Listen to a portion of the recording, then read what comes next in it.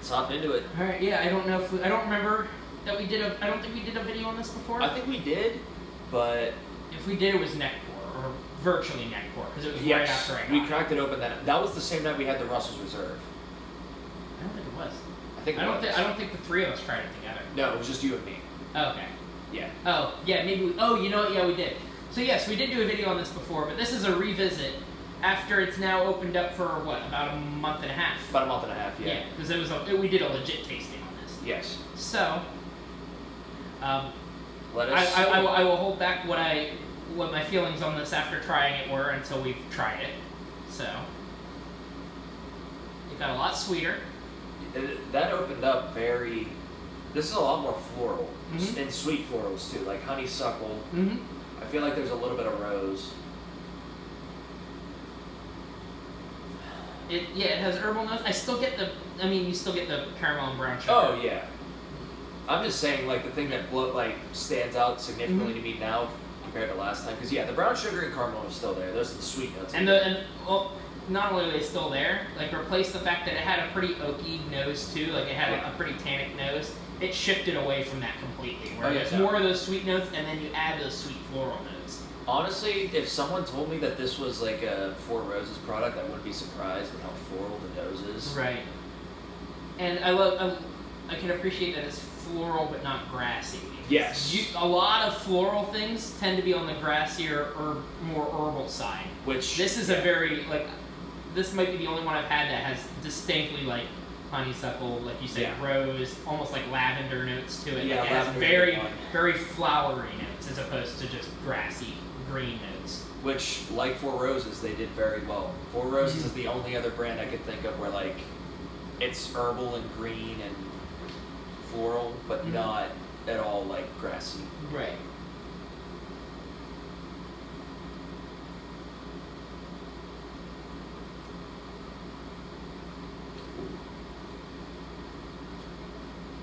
Very complex. Mm-hmm. I have to take another sip before I say anything because I was just a little overwhelmed.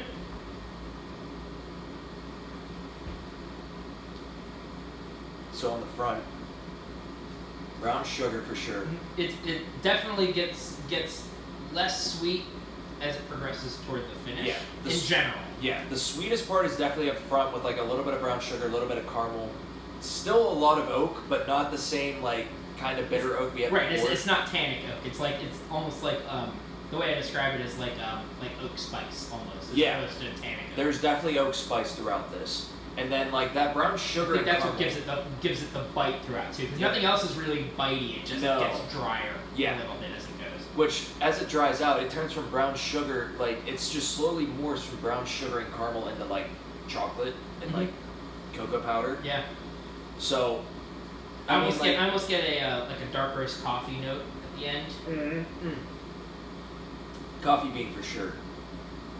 I mean, it doesn't really take any of the florals from the nose. I mean, I maybe get a little bit of honeysuckle to kind of smooth it out throughout, but no, this is definitely improved. This is so much different than what it was like before. And this is one of the more complex ones I've had. Oh, absolutely.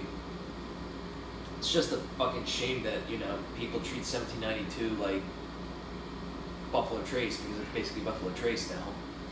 Yeah, I know, and it sucks because I want... have you seen the secondary pricing on the fucking high rye? No. The high rye is $500 or $600. The port finish is $1,000. Jesus. Hell, this is up in the $200 to $300 range at times. Now remember, I got this plus a Buffalo Trace pick plus a sample of Elijah Craig Barrel Proof Batch 5 for a Balvenie Doublewood 17. So MSRP I lost, but this alone has gone up in value to be at the point where it's sometimes worth more than that. And let's be real, you would enjoy this significantly more than that Balvenie.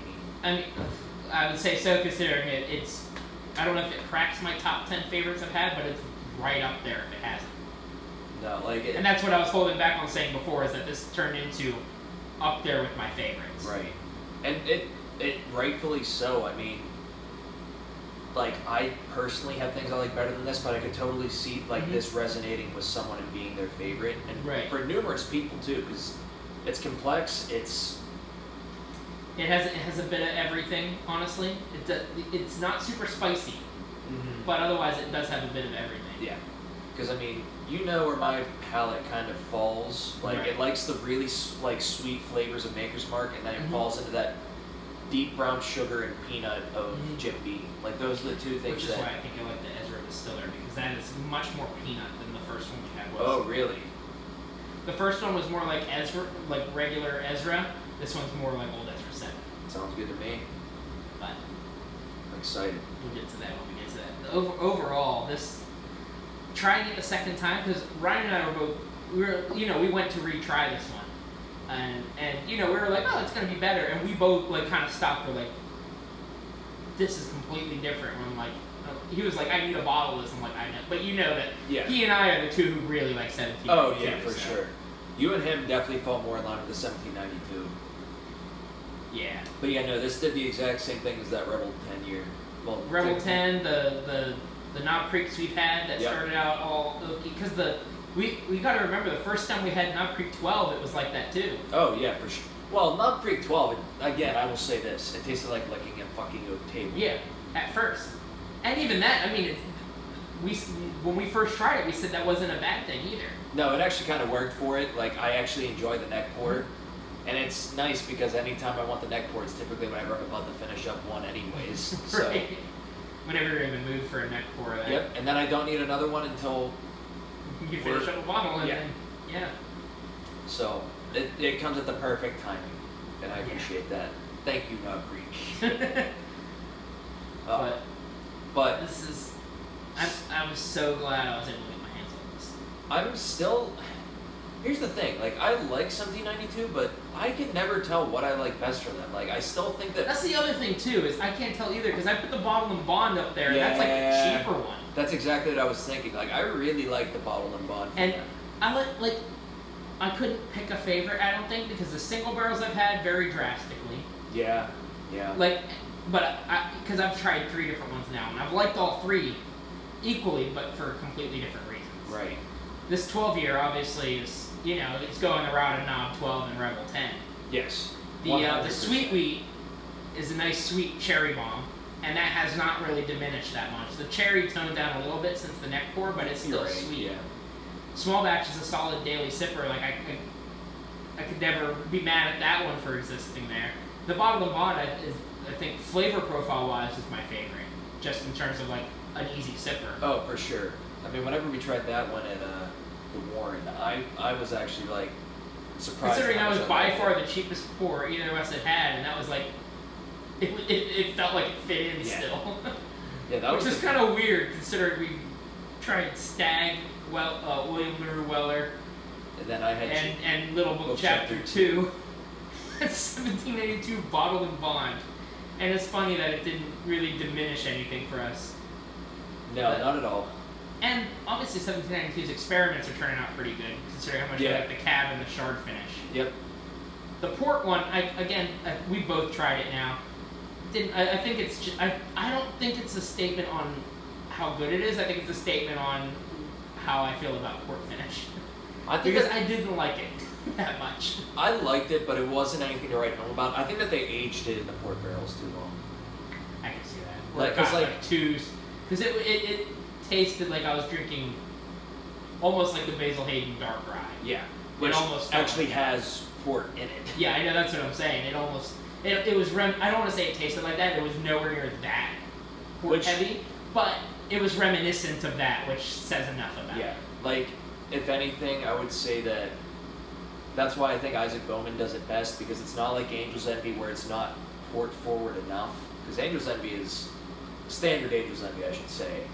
Doesn't have a whole lot of port to back it up. It just tastes like a light bourbon with a little bit of like. Yeah, but Isaac Bowman's a nice middle ground. And it's the only port finish I've had that I've liked. And I'm pretty sure they only age it in port barrels for like a year. I think. So it's the 1792s were 3 years in each barrel. Yeah. For the Chard and Cab worked phenomenally. It did, and that's because like those are flavors that don't like They You won't can't- stand up to bourbon as much as port does, because port is probably the most robust flavored wine you can have.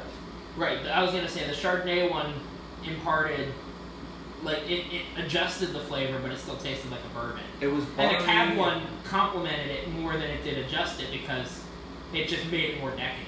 Yeah. It added the dark fruit and it added the chocolate. Yep. And then, yeah, because like the Chard finish, it made it a little bit more buttery. It made it a little bit more like obviously it added that white grape note that worked very well with the bourbon. White grape, buttery notes, oddly enough, worked really well with that bourbon. Well, I mean, that's why I like Irish. You get that buttery note a lot in Irish I can whiskey. agree to that. You get, supposedly, I haven't tried any light whiskeys, like U.S. light whiskeys, like 140 plus proof ones. Yeah. But supposedly you get a lot of that too. Interesting. But that, I mean, yeah, you can see why this jumped way the fuck up on my list. yes. Not that it was low on my list to start with. I still really appreciated the neck pork, but this turned into like the complexity really opens this. up. This is becoming to me as now 12 is to you, honestly. Well, we're Problem is yours is easier to find. for now. Well, yours is still easier to find. That's just because people. Yours also doesn't have crazy secondary pricing like this Yeah. does. Well, that's also because in PA people drank a ton in Elk Creek, so we get a ton allocated to PA. 1792 is not so special, No. unfortunately. Means when I go home to Delaware, I can just score a bunch of it because that's what happened. That's where I got bottom of bond. That's where I got Ryan a full proof. Hey, and whenever you go back to Delaware, you can get more of that 12-year cask If straight. they had more of it, yeah. Hopefully. Hopefully. I think Delaware was on one of the only 4 states I saw it in. Yeah. They got a lot of it too. Like we were on the tail end of that shipment that got it. Like that was stuff that was still lingering because they had it priced a little higher than other places did. Right. 110 wasn't out of this world, and I mean, well, not only did you buy 2, you're like, if you find it at that price again, buy me more.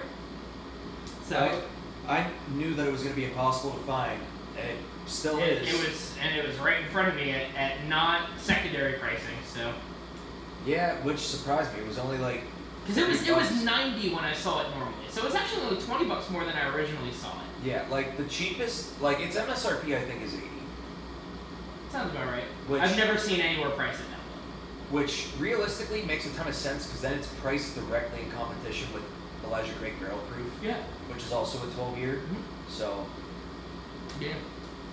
anyways, But 1792 12 years. So yeah, that go check out the other video. I'm not going to link it because I'm lazy. It'll probably be up there somewhere. I don't know. But we want to talk about a drastic difference. This is a drastic difference for the best possible. yep, bourbon and high aging. Give it some time. Yeah.